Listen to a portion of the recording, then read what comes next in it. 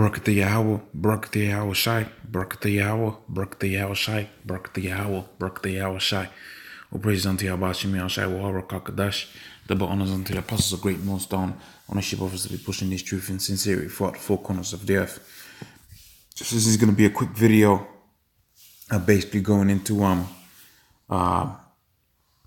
signs that 10 dying symptoms of the Roman Empire. Okay, and you're going to see a lot of similarities between this and America. So let me just start off here within the book of Ecclesiastes, and we can basically build up from there. Ecclesiastes 1 and 9, it says, the thing that hath been is that which shall be done, and that which shall be done is that which shall be done, and there's no new thing underneath the sun. So pretty much when you check out history, there's a lot of repetitious things within history. A good example is the book of Isaiah, the 13th chapter, which I can get real quick, and I'll go into the article. So Isaiah, the 13th chapter, Isaiah 13 and 1, the burden of Babylon, which there was ancient Babylon. Okay, but this scripture really is talking about, well, some of the stuff happened back then, but some of that stuff, like this video is going to show you, was repetitious, and some things were really talking about America. Okay, it says, lift the upper banner upon the high mountain, exalt the voice.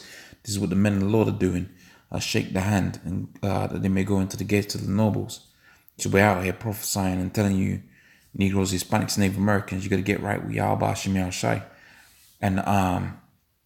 and the rest of the nations, that they're going into slavery, and rightfully so, because everybody likes to forget what happened to the Israelites. Everybody likes to forget what happens to the Israelites, man. Okay, how we was put on boats like sardines. You had people shitting on each other, man. Okay, those were, the word inhumane doesn't even, it don't qualify it. You know what I mean? And the proof of pretty much the proof, okay, that goes to show you that we're no better off than we was before. The children of the very same people that are benefited of us being in slavery are the same ones talking right now that pretty much we gotta get over it and we gotta move on. Okay, them and a handful of coons. Well, that goes to show you you're still a slave.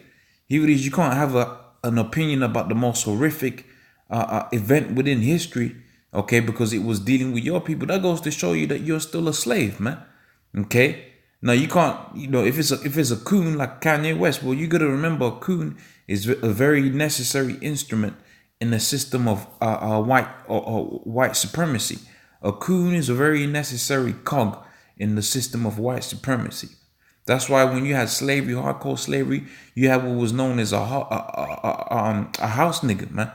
Okay, and they was there protecting the master. Okay, but now continue. I mean, that wasn't only their only job, but you get what I'm trying to say here. Okay, so continue. So a coon is a very necessary cog within the system of white supremacy. Okay, but ultimately, all of these nations are gonna go into slavery, regardless of what people feel about that and whatever. Everybody's gonna go into slavery, and then they're gonna be slaves to the Israelites, which are the Negroes, Hispanics, Native Americans. Continuing with the third verse, it says, I've commanded my sanctified ones, I've also called my mighty ones for mine my mighty ones for mine anger, even them that rejoice in my highness. The noise of a multitude, a tumultuous noise, like as a great noise, a tumultuous people. Okay, noise of the kingdoms and of nations gathered together. The Lord of hosts, master of the hosts of battle. This is World War III. This is talking about. They come from a far country, even the end of heaven, even the Lord and the weapons of his indignation to destroy the whole land.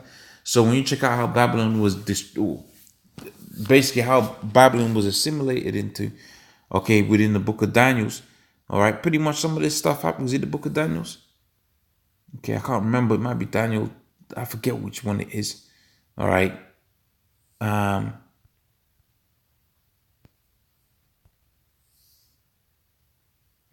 Okay, I think this is.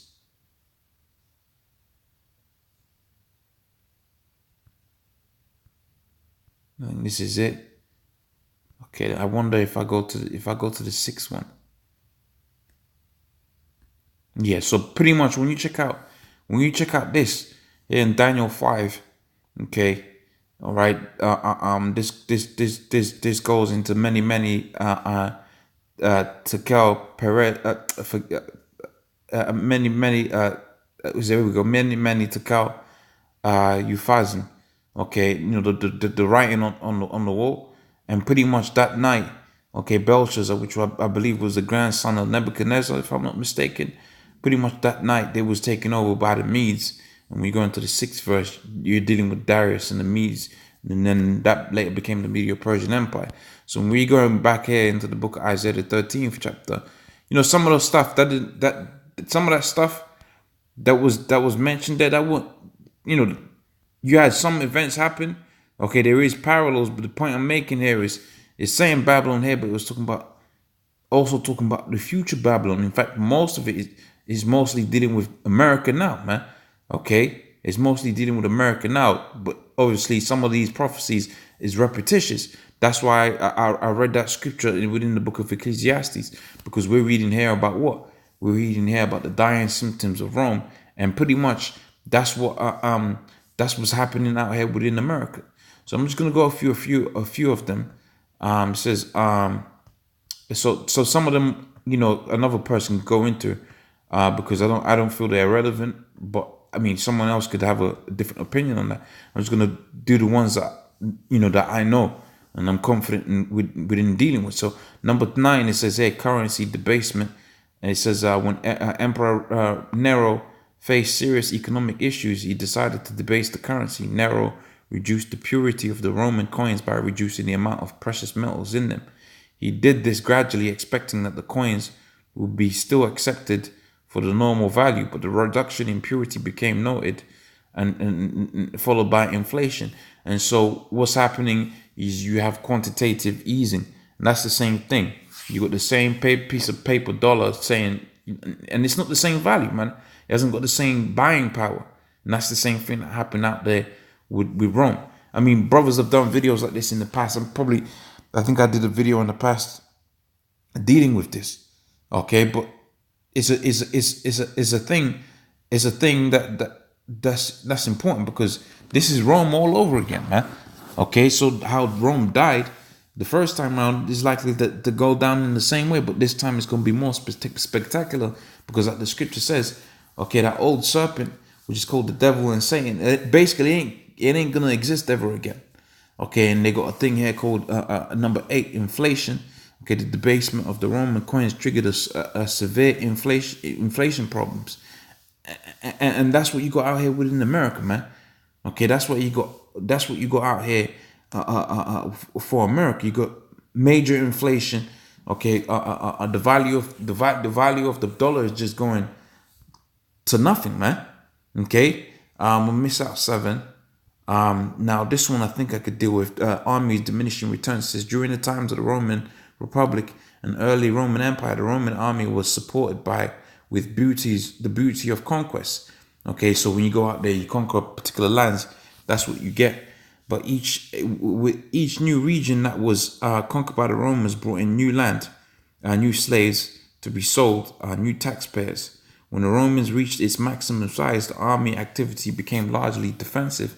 There was no beauty or conquest, and that's what's happened to America. They've stretched out as far as Russia's borders, and they're trying to get into Russia and Iran. But pretty much you got a standing army there. They're just not doing anything, man. Okay, so that there's a kind of similar parallel in there, not identical, but some kind of parallel there. Okay, continuing. So let me hear.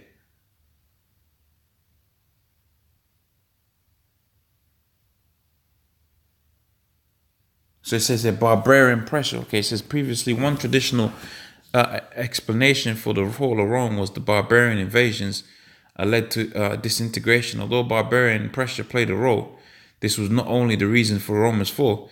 Many waves of barbarian armies weakened both the northern and eastern borders of Rome, gradually shrinking the size of the Roman Empire. Okay, Rome lost Britain in AD 406, and so all right, and so on and so forth.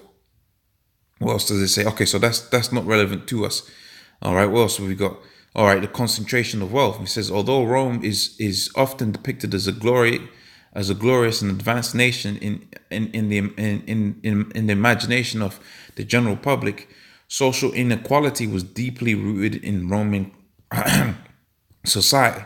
And it says here the backbone of Roman economy was agriculture. It has been estimated that more than 90% of the late Roman Empire's populations were rural, poor, and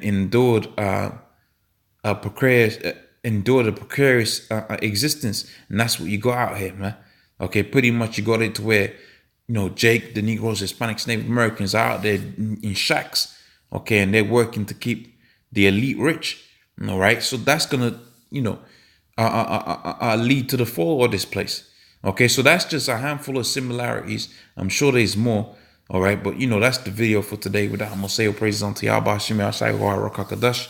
Double honors unto the apostles of great millstone. Ownership offers to be pushing this truth in sincerity. Shalom.